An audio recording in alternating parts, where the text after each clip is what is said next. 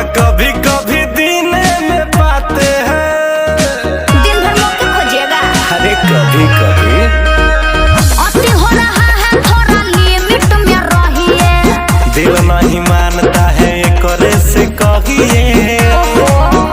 Time table का तोहके बुझात नहीं है।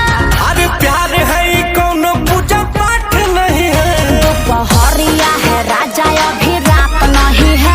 मेहरा रोमाने कोई डालो भात नहीं है। दोपहरिया है राजा अभी रात नहीं है। मेहरा रोमाने कोई डालो भात नहीं है।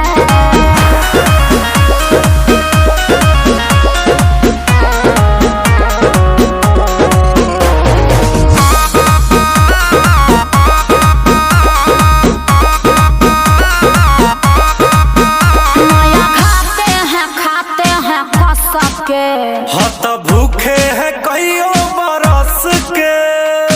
अरे थोड़ा बर्दाश्त भी किया जाता है, समझे ना।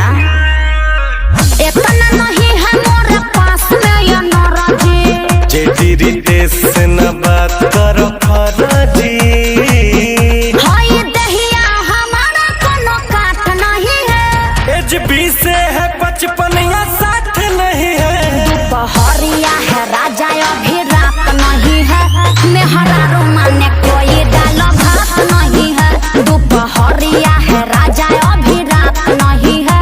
मेहरा रोमाने कोई डालो भात नहीं है। समझे, ये बात को भेजा में हटा लीजिए।